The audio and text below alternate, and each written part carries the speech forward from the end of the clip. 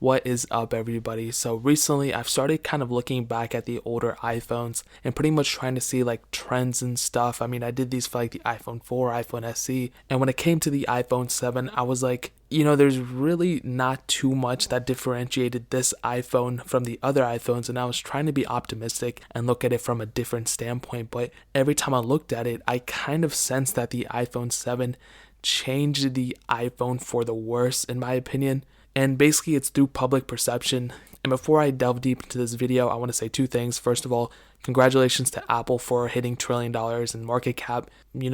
I helped you guys out a lot. I'm not going to take all the credit for it, but if you guys want to send me some money or some iPhones or something, I'd really appreciate it. I already tweeted about it, so if you guys want to hit me up, then that'd be great. But the second thing, I had the iPhone 7 Plus as a daily driver for a very long time, and I enjoyed it. I had a pretty good time using it. And I even have the iPhone 7. I still have both the 7 and 7 Plus here. So, it's not that I don't have this phone. I've used both of them and I enjoy both of them. But I just think the way the iPhone 7 was released and everything like that, it didn't really help the iPhone at all. And I already made a video actually talking about how the iPhone 7 was the most underrated iPhone in my opinion, and this kind of goes into playing in that sense too. Now, another important thing to note is that the iPhone 6 Plus probably had the worst impact on iPhones, and I'll make a whole separate video about that. But the differentiating factor between the iPhone 6 Plus and this case in the iPhone 7 is that the iPhone 6 Plus, all that stuff happened after the iPhone 6 Plus was released, but with the iPhone 7, the impact it already had was made before the iPhone 7 was released. So that's kind of, why these phones are kind of different in that sense. Now, there's two main things that kind of informed me in this opinion. The first thing is less likely, but it is kind of still an impact, is the home button. So they kind of shifted from more of an actual button, a clicky button, to a vibration motor and just kind of vibrating the home button when you click it. And for me, I think that's a feature. I actually like that a lot. For a lot of cases when people were trying to fix their phones and replace the screens and all that stuff, it kind of made it so the iPhone 7, you couldn't really replace the screen without breaking the home button. Now, I have seen videos of people doing this and they've been successful with it, but in my case with my iPhone 7, my home button also does not work, and Touch ID also does not work either, which should happen if your logic port doesn't match the Touch ID sensor, then it's never going to work. But I just find it weird that they would release a product like that and make it so it's not as user replaceable. With the iPhone 6 and 6S and all those other iPhones, you can easily change the home button, but in this case, I guess the failure rate was a lot higher. And I've replaced my iPhone 6, iPhone 5S screens and older iPhones without no problem, but when it came to this one, I don't really know what the problem was here. And I don't think the public really knew about that, and they don't really care about that, but that is kind of something that does kind of affect me, and you kind of do have to go into the Apple store to get it fixed and pay even more money for it. So does that in and of itself change iPhones for the worse? Not at all. I think the second thing is much, much bigger than this, and that was the headphone jack. Now, me personally, I'm already over it. I've been did it. I'm already I got AirPods and everything, so I don't really care about it. But a lot of people at that time really bashed Apple for removing it, and that kind of made a trend, and a lot of manufacturers still have removed their headphone jacks for dumb reasons. I don't even know why they did it, and they really changed it for no reason, in my opinion.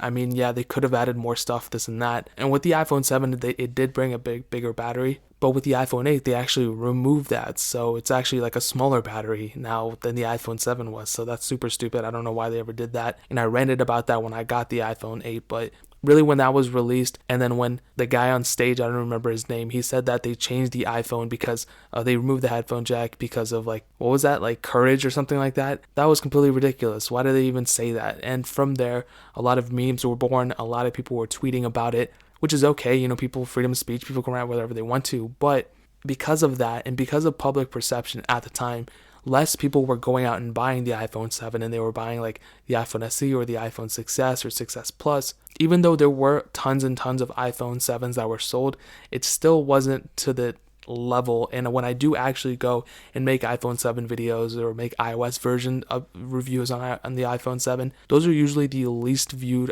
videos, just because not that many people have an iPhone 7. Most people do have iPhone 6 or 6Ss or an iPhone 8 or iPhone 10.